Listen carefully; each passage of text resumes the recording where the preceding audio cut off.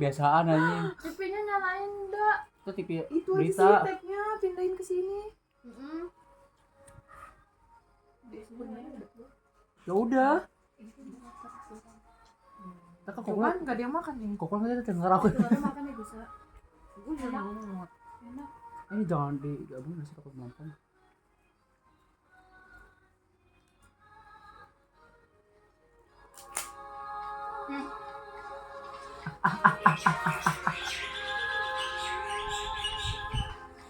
Ya, aku tutupan. Belakang sini. Mau nonton apaan? Nonton apa ya? Nonton apa coy? Belum datang. Cerita-cerita serem. Umar aja, Umar. Siang-siang bolong gini jam berapa sekarang? Jam 1 pas.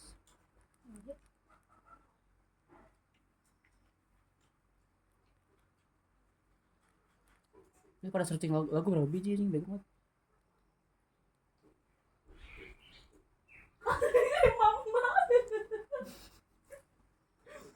Gue ngeliat muka dia bingung. Gue nyala gue nyala. Ya Allah. Sedih banget kayaknya. Gue juga setengah badan doang. Udah.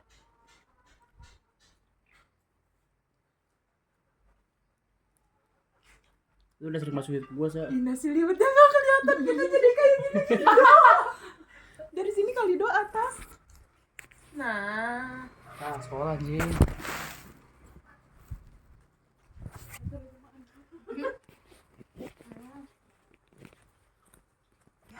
Oh, emang nasinya tarik.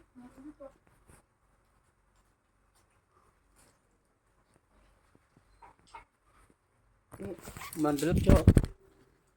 Sih. Ya, pada kangen demen panda. Gue mau nyup sama sekali malah nih. Kita tau kek doang nih.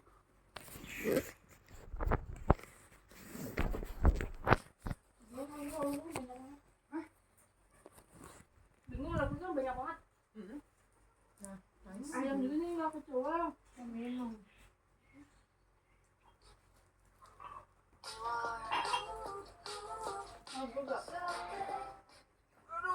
kasihan nih si Elia. Jangan nanti. Sakit Mas Umat. Napas Bilal beradu tatap sama si nenek. Kedua telinganya Bilal tiba-tiba berdengung kencang kali Nat keteh. Terus samar-samar Bilal dengar ada suara yang bilang, Nadia Omara ya? Hai wassalamualaikum warahmatullahi wabarakatuh. Terima kasih sudah klik video ini. Wah, coba absen dulu. Kalian nonton video ini di mana? Mungkin lagi di rumah sambil rebahan, atau mungkin lagi di kantor sambil lebur, atau mungkin ada yang sambil ada usut punya usut. Semua gangguan ini bermula dari satu benda kecil yang awalnya terlihat biasa, yaitu anting emas yang tidak sengaja mereka temukan di sana. Apa hubungannya anting emas sama semua gangguan yang terjadi di tempat itu? Penasaran sama kisah selengkapnya? Jadi tanpa berlama-lama kita langsung masuk aja ke KHW-nya. Cekerat. Tunggu sebentar, Wak. Karena di sini channel lewat dompet kemarin kemarin besok. Oke, Wak, jadi kisah ini dikirim sama Wak kita yang bernama Nisa. Halo Nisa. Nah, jadi pengalaman horor itu dialami langsung sama Nisa dan juga teman-temannya waktu mereka lagi liburan di suatu tempat wisata, Wak. Dan demi juga menjaga privasi, sesuai permintaan dari Nisa, semua nama dan tempat sudah aku samarin ya. Dan kalau kalian ada yang tahu soal kejadian ini, tolong minta tolong jangan di-spill, Wak, ya. Ya, janji dulu. Terima kasih. Jadi gini ceritanya. Pada suatu hari, Nisa sama teman-temannya ini berencana mau liburan. Yang ikut tuh cuma 5 orang. Nisa, Mela, Via, Yuna, sama Alia. Cewek semuanya. Nah, biar makin ramai, si Alia ini ngajak pacarnya. Namanya Heru. Terus Heru ngajak lagi kawan-kawan tongkrongannya. Kenal juga sama beberapa cewek-cewek ini. Ada si Bilal, Ilham, Rafli, Bagas, Alvin, sama Dio. Jadi total ada 12 orang, Wak. 5 orang geng cewek, 7 orang geng cowok. Ramai 12 orang. Nah, air terjun yang mau mereka datangi ini berada di kota sebelah di tempat Wawa ini tinggal. Kita sebut aja lah nama tempatnya itu Curug Jati. Ya, nah untuk sampai ke sana mereka harus menempuh perjalanan sekitar 3 jam dengan naik motor. Jaraknya memang lumayan jauh, Wak. Tapi untungnya Alia, teman Nisa yang tadi bawa pacar tadi, sama geng yang cowok udah pernah liburan ke sana, ke Curug Jati ini beberapa bulan yang lalu. Makanya mereka udah hafal jalan. Kata mereka Curug Jati ini pemandangannya indah kali, Wak, dan bisa juga untuk nge-camp. Makanya di liburan kali ini Alia pengen ngajak kawan-kawan yang geng ceweknya yang lain ini untuk ikut ngecamp juga di sana. Rencananya mereka mau ngecamp selama 3 hari, Wak. Selain barang pribadi, tidak lupa juga mereka membawa logistik, peralatan masak, dan juga obat-obatan pribadi. Sedangkan untuk tendanya mereka mau nyewa aja, mau nyewa langsung ke pihak pengelola curug biar nggak ribet bawa sendiri gitu lah dari rumah. Ada penyewaan di situ. Dah lah kan. Di hari yang sudah ditentukan, mereka pun berangkat dengan bonceng-boncengan itu, naik motor, ada 6 motor. Mereka berangkat waktu hari Sabtu, Wak, dan kemungkinan besar jalanan bakal ramai karena weekend ya kan. Nah, supaya nggak kena macet, mereka sengaja berangkat lebih pagi. Sesampainya di lokasi, mereka langsung beli tiket masuk dan menyewa 3 tenda. 1 tenda besar untuk geng-geng cewek, 2 tenda kecil untuk geng cowok. Habis itu mereka meluncurlah ke area terbuka yang memang biasa dipakai untuk ngecamp. Nah, area ini, area camp ini bentuknya bertingkat-tingkat, Wak. Katanya macam terasering. Area camp paling bawah biasanya lebih ramai karena dia dekat dari warung, musola, sama kamar mandi. Sedangkan camp yang di atas biasanya lebih sepi. Karena untuk sampai ke sana itu mereka harus trekking dulu gitu loh, Wak. Nah, awalnya Nisa sama kawan-kawannya mau ngecamp di bawah aja. Tapi rupanya area itu udah penuh kali, ramai kali orang ngecamp, Wak. Mungkin karena weekend juga kan. Akhirnya rombongan mereka pun terpaksa pindah ke camp atas. Dan sesuai dugaan, area camp atas tuh memang sepi, Wak. Cuma ada 2 atau 3 tenda aja di waktu itu. Nisa sama kawan-kawannya pun ngebangunlah tenda di area atas yang memang masih kosong dengan berbentuk letter U. Tenda yang paling besar, tenda cewek di sini, di tengah-tengah, dan 2 tenda kecil yang geng cowok ditaruh di samping kanan, di samping kiri. Gitu. Nanti di bagian tengahnya memang sengaja dikosongkan untuk tempat masak dan juga perapian. Kebayang ya? Kayak gitulah posisinya. Sampai di sini semuanya masih aman-aman aja, Wak.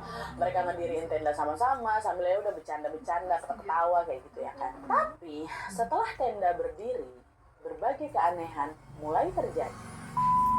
Jadi setelah ngebangun tenda ini, Wak, Nisa sama kawan-kawannya turunlah ke kamar mandi untuk ganti baju di area bawah.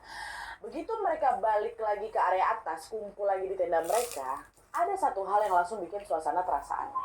Entah kenapa mukanya si Alia tuh, Nadia yang ngajak pacarnya tadi tuh, mendadak pucat, terus badannya lemas kali. Padahal beberapa menit yang lalu dia tuh masih aktif kali, dan dia ini juga orang atau anak yang paling excited nyambut acara liburan ini. Ya jadi heran lah kami kan. Kau kenapa Al, kok tiba-tiba pucat mukamu, nggak enak badanmu kah? Ditanya orang-orang ini. Belum sempat ngejawab, Alia tiba-tiba muntah.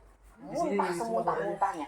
Kenapa kau nih Al? Masuk angin kan? Udah istirahat di tenda dulu. Mau keroin, kata salah satu kawannya. Lalu dia cuma ngangguk-ngangguk aja lah sambil lemes ya kan. Terus beberapa teman yang cewek langsung mapah si Alia masuk ke dalam tenda, dikeroin lah si Alia ini. Nah, nggak lama setelah dikerokin, kondisinya Alia udah mulai mendingan, Wak. Nah, sekitar jam 4 sore, Alia keluarlah dari tenda untuk gabung sama kawan-kawannya yang lagi persiapan masak. Kawan-kawan nanya, gimana Al, udah enak badanmu? Alhamdulillah udah enak, Wak. Aku heran, kenapa aku tiba-tiba muntah ya? Bisa-bisanya habis ganti baju langsung meriang aku, katanya. Udah nggak apa-apa, yang penting sekarang kau udah enakan. Yuk, ikut masak lah kita, yuk. Nggak usah kau pikirkan gali. Udah lah, ini ikutan masak. Nah, tengah masak, tiba-tiba Alia bilang kayak gini. Wah, punya ya. sebenarnya tadi aku nemu anting loh di kamar mandi.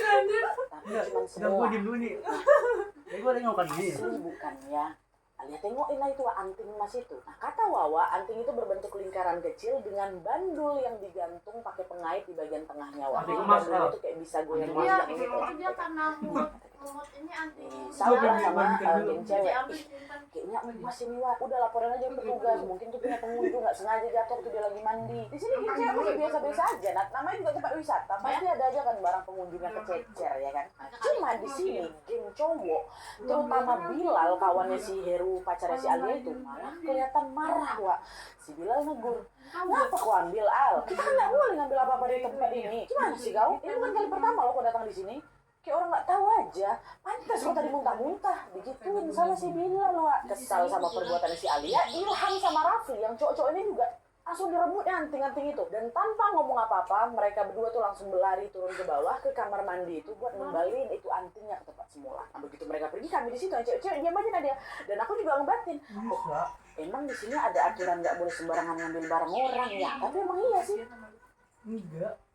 Bukan sepatutnya kita nggak Ini usah ngambil gua. barang cuman si Ini Wawa ini sini. baru oh ada aturan kayak gitu, nggak boleh ambil barang sembarangan. Nah kan ada yang cewek itu juga baru pertama kali main di situ, aku juga baru pertama kali main di situ. Nah kata Nisa, ya kami nggak tahu soal aturan itu. Kami pengen nanya ke geng cowok sebenarnya, tapi nggak berani nanya karena sebenarnya marah nah dia, nggak enak buka masam semua yang cowok-cowok nih. Kayaknya udahlah, yang sebagian turun balik nampung, kami lanjutlah masak seolah-olah nggak terjadi apa-apa. Di situ Alia diam aja juga. Minum sih, Dok. Nggak boleh ya? Malah nggak terjadi apa-apa. Di situ Alia diam aja juga. Dah, singkatnya malam pun tiba. Selepas sholat isya, hujan gerimis tiba-tiba turun. Nah, kami yang lagi ngumpul di dekat perapian pun langsung bubar lah ke tenda masing-masing. Nisa, Mela, Alia, dan juga Yuna lagi ngobrol di dalam tenda. Sedangkan Via, salah satu kawannya lagi yang tersisa, milih untuk tidur duluan karena udah terlanjur capek. Nah, waktu itu Via ini tidur dengan posisi ngebelakangin mereka berlima. Mereka berempat. Tapi sekitar 15 menit terlelap, Wak, Via tiba-tiba balik badan. Dia kan tidur gini, tiba-tiba balik badan. Jadi telentang. Terus dengan kedua mata yang masih tertutup, Iya, saya tanya dulu Via sih ya. ngomong. Tangannya dicukur, no, gitu. Iya, betul akhirnya. Tangannya dijaga, jangan sembarangan. Dengarkan. Awalnya mereka pikir Via ini cuma ngigau. Tapi pas coba dibangun, Via, bangun, woi, rupanya nggak sadar deh. Rungo gitu. Takut orang, kesurupan anak ini nggak? Coba panggil anak cowok, kata anak cewek ini kan. Nah, pas sebagian mereka keluar buat manggil teman-teman yang cowok, Via yang tadi posisinya masih tiduran, tiba-tiba duduk tegak, Wak, tapi matanya masih tertutup ya. Terus tiba-tiba dia Kesurupan anjir. gitu. Gak lama geng cowok masuklah dalam tenda kan. Nah waktu nengok Via kayak gitu, si cowok bilang, betul Wak, kesurupan dia nih. Coba lihat panggil pengelola di bawah. Nah geng cowok pun turunlah ke bawah nih buat cari pertolongan. Nah pas petugas curug tuh datang, Via langsung dibaca-bacain doa. Terus sekitar jam 9 malam, Via akhirnya sadar, Wak, dari kesurupannya. Memang kesurupan si kawan ini. Kondisi Via di situ langsung lemas sekali. Emang iya ya? Dan disuruh langsung Nggak kalau makan ya? istirahat aja. Nah di situ Wawa Nisa ngomong ke si Bilal, Jadi kayak "Woi, kalian nih cowok jangan tidur ya, kami takut si Via kesurupan lagi," kata. Si Bilal jawab, harusnya Via udah aman sih. Sekali kalau Berdoa aja, si Alia nggak kenapa-napa. Kata si Bilal, Alia nggak kenapa-napa. Bingung aku di situ Nadia. Kok tiba-tiba si Alia yang kesurupan kan si Via? Kenapa pula Alia yang ikutan disebut? Mungkin si Bilal salah sebut nama aja kali ya. Itu pikirku, belum terlalu ngeh aku. Nah, dah, akhirnya malam itu setelah Via terlelap, Nisa sama yang lain milih untuk ngumpul, Wak, di area perapian. Kami sama-sama nggak tidur, Nadia. Nggak ada yang berani tidur yang cewek-cewek itu. Api yang nyala di perapian cukup bikin kami semua di sana ngerasa hangat. Tapi sayangnya suasana hati kami nggak hangat. Suasana hati kami masih nggak enak. Nah di momen itu kami banyak diam. Seolah-olah memang lagi sibuk sama pikiran masing-masing. Itu kawannya baru kesurupan. Sampai akhirnya Heru bilang, Wak, berdoa yuk kita. Si Bilal nyaut, iya yuk. Sekalian kita ngaji juga pakai HP masing-masing. Dah ngikut nurut kami semua. Kami buka HP, kami ngaji lah itu. Lanjut berdoa memohon perlindungan dari Allah. Seolah-olah anak-anak laki-laki itu udah nggak enak gitu. Dan setelah selesai barulah suasana mulai cair dan mereka mulai berani ngobrol lagi sama-sama, ketawa-ketawa, bercanda, terus foto-foto, Wah. Nah, pas Heru pacarnya Alia ngefotoin si Alia, which is pacarnya kan, cekrek kita ditengok ya. Si Heru ini nyeletuk. Alah, cantik kali pacar aku. Apapun akan kukorbankan untukmu sayang. Si Heru. Sebenarnya di sini Heru tuh ya udah cuma lagi ngelucu aja biar cair suasana di situ. Kami juga ketawa-ketawa waktu itu dia. Tapi tanpa disangka, celetukan dia barusan itu malah menjadi penyebab bahaya yang menimpa Heru di kemudian hari. Aduh, aku belum apa-apa merinding. Bahaya apa? Tahan. Kita lanjut dulu cerita besok ya. Dan setelah melewati malam yang huru-hara ini, keesokan harinya agenda liburan tetap dilanjutkan, Wak. Nisa sama kawan-kawannya udah bangun dari subuh. Terus sekitar jam 6 pagi, Heru ngajak mereka untuk main ke curug. Heru bilang, jam segini pasti curug masih sepi nih, Wak. Kita ke curug aja, yuk. Ayo, gas, kata mereka. Udah, pergilah mereka rame-rame ke curug. Sesuai dugaan, curug memang masih sepi. Nah, rombongan mereka aja yang ada di sana, ya kan? Di situ berarti ada 12 orang langsung nyebar tuh di situ. Ada yang ngasih foto-foto, ada yang cuma duduk nikmatin pemandangan, dan ada juga yang berenang. Nah waktu itu Alia sama Heru yang pacaran ini misah berdua, Wak, dari kami ber-10. Orang-orang nggak ngeh apa yang mereka lakukan. Sampai akhirnya tiba-tiba terdengarlah si Alia teriak, Yang, Heru kok di mana? Gak lucu ya kalau bercanda ya, keluar kau, kata dia kayak gitu. Dengar itu Nisa sama kawan-kawannya langsung lah nyamperin si Alia lagi berdiri wak sendirian di dekat air terjun. Ditanya lah sama mereka, ngapa Al? Mana si Heru? Katanya, tadi dia nyemplung ke air tapi gak muncul. Aku takut dia ke bawah arus wak, kata. Hah? Serius kau? Tenggelam si Heru? Gak tahu aku, coba lah bantu cari dia, kata kayak gitu kan. Nah mereka langsung berpencar ini wak, nyari si Heru. Bahkan beberapa kocok itu juga langsung nyembur itu, nyemplung ke dalam air kan. Cari Heru. Tapi setelah beberapa menit lalu hasilnya nihil. Heru belum juga ketemu. Alia udah langsung menangis. Pas keadaan udah mulai agak chaos, Heru tiba-tiba muncul dari belakang air terjun sambil ketawa-ketawa. Nyariin orang, dia juga baca doang. Nyariin aku ya. Maaf. Aku tadi cuma sembunyi di balik belakang air terjun. Nah, di sini ya. Tadi aku sayang, katanya kesalah mereka. Apa sih kau? Canda kok nggak lucu. Kau ingat hari ini lagi mana ini? Jangan sembarangan kau. Ya, maaf. Di sini airnya segar kali, soalnya aku betah lama-lama di sini, katanya. Jangan gue kayak gitu lagi. Nah, kelakuan Heru barusan wak langsung bikin kami semua di sana nggak mood buat mandi air. Iya lagi asik-asik kayak gitu di prank nggak lucu ya karena akhirnya udah kami cuma duduk-duduk aja tuh di atas batu besar sambil ngobrol dan sesekali juga nikmati pemandangan curug. Nah, di tengah obrolan itu Heru mendadak jadi pendiam Nat. Alia yang duduk tepat di sampingnya sampai nggak digubris sama sekali sama dia tuh macam dikacangin sama pacarnya. Cuman Tidur dulu yuk. SM Balik sore. SM anjir. natap ke arah curug dengan pandangan yang kosong. Kawan-kawan yang lain mulai ngeh. Ngapa kau? Jangan ngelamun. Sambet kau nanti. Heru cuman. Karena kalau di curug tuh barang nggak boleh ada yang ngambil. Terus juga. Nah, yang lain mikir ini kayaknya si Heru sakit. Udah lah yuk kita balik ke tenda aja kata mereka. Nah pas jalan balik ke tenda tiba-tiba Heru muntah wak sama kayak saya lihat mereka baru beberapa hari muntah ya. Dan muntahnya juga ini lebih parah lagi, muntahnya nggak habis-habis bahkan sampai keluar darah, muntah darah. Panik lah mereka, ngapa Ru? Heru mulai kacau tuh suasana. Dan di tengah kekacauan itu si Via yang tadi malam kesurupan tiba-tiba jatuh ke tanah kesurupan lagi. Orang lagi santai. Iya. Orang-orang kayak kalian ini lagi di depan rusak. Lu kayak gitu. Karena keadaannya makin gak terkendali, sebagian dari mereka langsung minta bantuan ke petugas curug. Petugas datang lagi, mereka bacain doa. Itu sih, muntah-muntah, sampai duduk dengan sakit lemas ya badan dia. Jadi semua cairan tak keluar. Jadi bacain doa lagi sama petugas. Dia akhirnya sadar, Heru baru berhenti muntah. Tapi kondisi mereka belum sepenuhnya pulih, Wak. Akhirnya petugas curug bilang, kalian di sini ngecamp kan? Iya, Pak. Udah lebih baik kalian balik aja. Takut keadaan kawan kalian makin parah. Itu kata petugas. Dah, akhirnya, oh iya, Pak.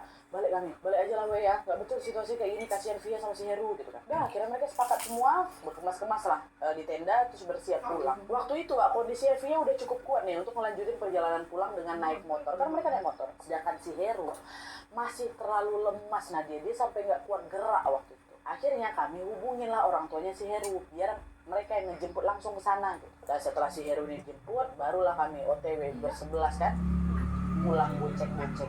Pada kenyang ya? Sama nih lapar. Enggak. Ini aja sih dulu. Itu masih baru. Oh ini lu udah Halo, harus Kak. makan. Boleh kita fotonya?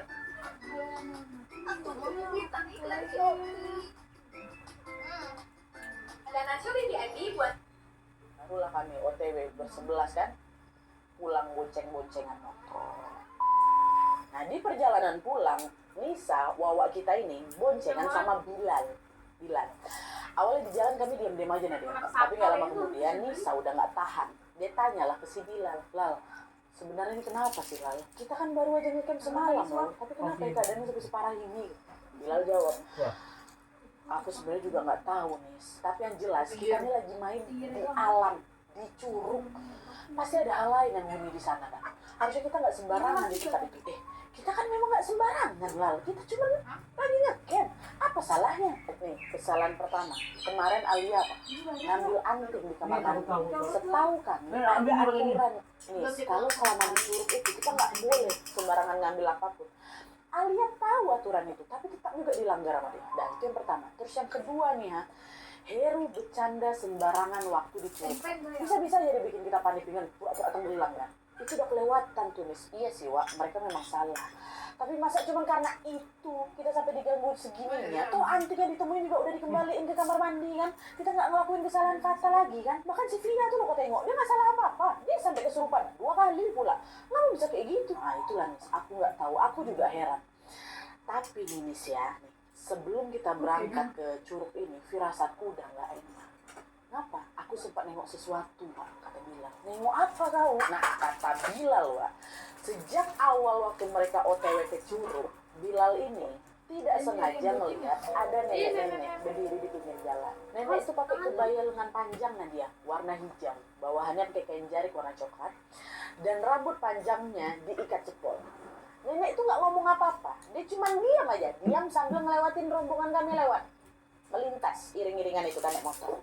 Nah, awalnya Bilal pikir si nenek itu mau nyebrang jalan, makanya dia cuma berdiri di tepian sambil nunggu rombongan kami lewat. Dia tuh bukannya sambil jalan gitu ya, dia diam di jalan.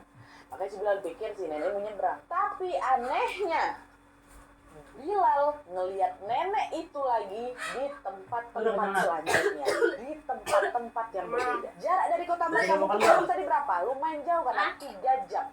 Pasti kami juga bakal ngelewatin banyak desa. Dan di setiap desa yang kami lewati, sosok nenek berkebaya hijau itu muncul lagi dengan pose yang sama. Dia berdiri diam di pinggir jalan sambil menatap rombongan mereka.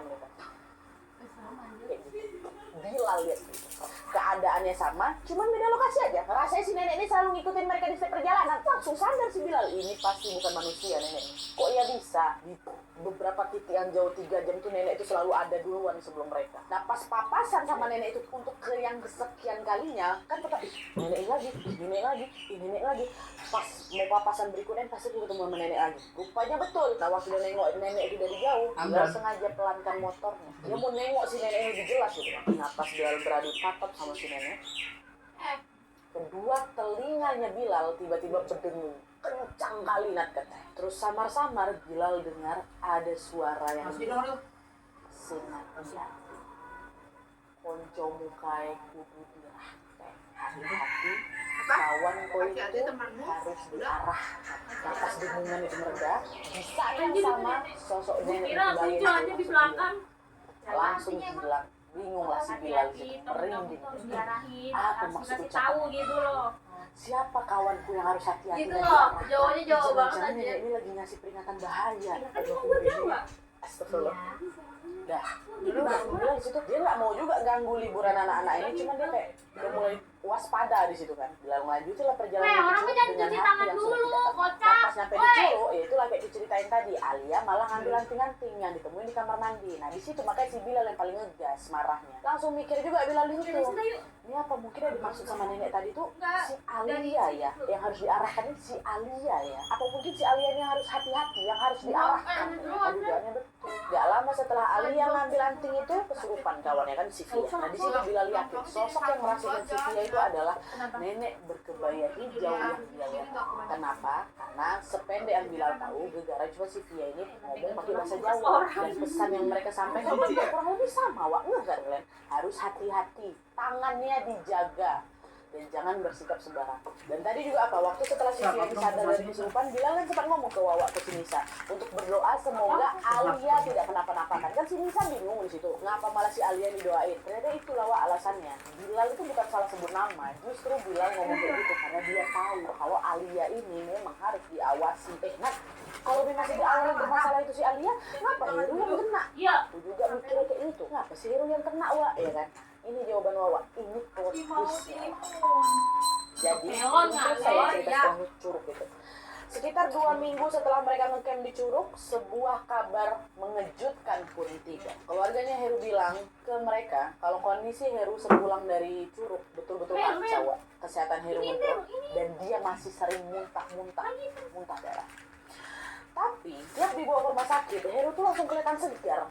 Dia bukan dokter bilang ini nggak kenapa-napa enggak. Waktu masuk rumah sakit segar deh, kayak biasa, kayak senormalnya manusia. Makanya waktu dicek nggak ada nemuin gejala apapun. Tapi setiap kali balik, muntah lagi, muntah lemas sampai segala macam. Dibawa gitu lagi segar dari rumah sakit. Nah ngerasa ada yang nggak beres, orang tuanya langsung minta tolong ke orang yang dianggap tajam. Ini kita sebut aja lah namanya Pak Ben ya. Nah waktu dicek Pak Ben ini bilang, Heru Kok makan muntah gini? darah karena ada makhluk yang nempel di badannya. Dia ngikutin Heru sampai ke rumah karena dia nyariin anak perempuannya yang hilang. Maksudnya gimana Pak, kata orang Heru? Anak perempuan yang hilang. Sepulang dari Curug, Heru nggak ngebawa siapapun dan nggak ngebawa apapun selain barang pribadinya sendiri. Anak perempuan dari sosok itu wujudnya berupa anting. Kata si Pak B, memang bukan Heru yang ngebawa, tapi teman perempuannya, namanya Alia. Coba Bapak Ibu tanya langsung ke Alia tentang Kalau di apa akun sih media yang itu terjadi lebih ini ya, selama mereka bagus ya, paling gitu ya. kalau antingnya masih ada, cepat balikin ke tempat asalnya. Saat itu juga orang tuanya udah langsung hubungin Alia, pacar anaknya ini. Terus Alia ceritalah di situ, kalau ternyata dia memang ngebawa pulang anting emas itu dari kamar mandi. Dia bawa, bukan itu anting itu dibalikin sama si Ilham sama siapa yang tadi dekati yang memang.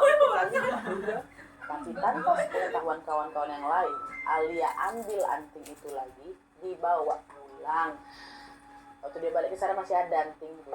Diam dia habis itu nggak ngasih tahu. Dan Heru tahu tentang hal ini. Dia cuma ngasih tahu ke pacar. Tapi bukan yang negur Alia, Heru malah bilang udah ya nggak apa-apa ambil aja. Nggak usah pikirin rumor yang bilang kalau di sini nggak boleh sembarangan ngambil sesuatu. Mitos aja itu, percaya aja sama aku. Rezeki kamu tuh udah ambil aja.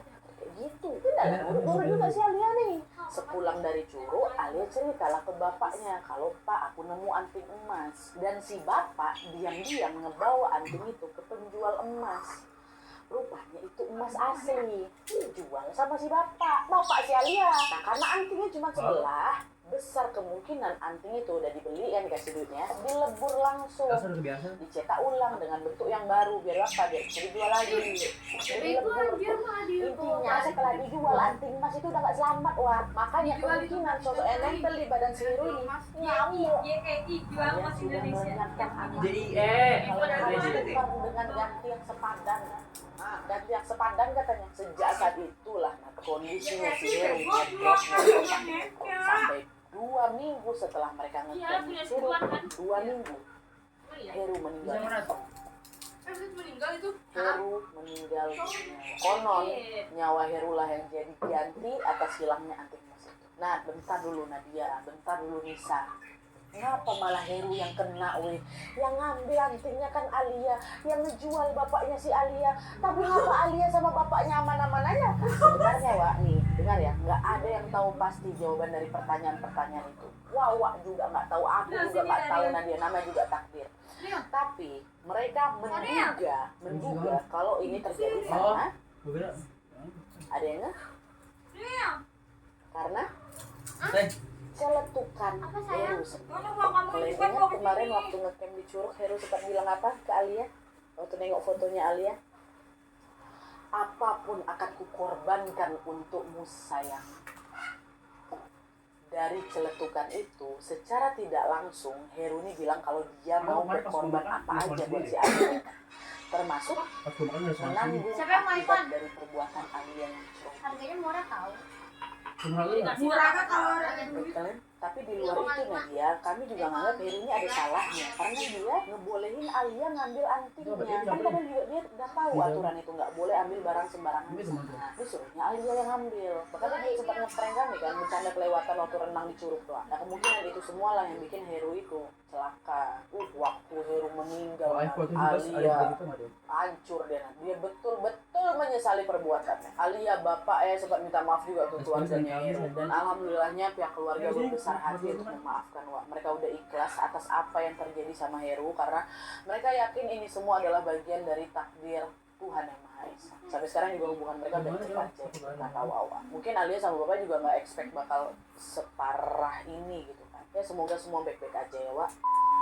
Oke, itu tadi pengalaman horor yang dialami sama Nisa dan teman-temannya. Ada banyak sekali pelajaran yang bisa kita ambil dari kisah ini, Wak. Terlepas dari apakah kita percaya sama mitos atau enggak. Cuman yang jelas kita memang harus menjaga sikap dimanapun kita berada. Apalagi waktu lagi berkunjung ke alam terbuka seperti ke gunung, ke hutan, ke sungai, ke kebun. Kan mungkin Heru sama Alia menganggap kalau aturan soal tidak boleh sembarangan ngambil barang di Curug Jati itu ya Oh, cuma gila, mitos kalau saja. lu balik nonton. Tapi sekalipun itu cuma mitos, tetap saja anting itu kan bukan milik mereka. Harusnya tidak usah diambil, tidak boleh diambil gitu aja. Cuman ya sayangnya nasi sudah menjadi bubur, semua sudah terlanjur terjadi. Pastinya Alia, Nisa, dan teman-teman yang lain belajar banyak dari kejadian itu. Tujuan Wawa atau tujuan Nisa membagikan kisah ini ke kita semua juga supaya kita belajar dari pengalaman mereka ini, Wak.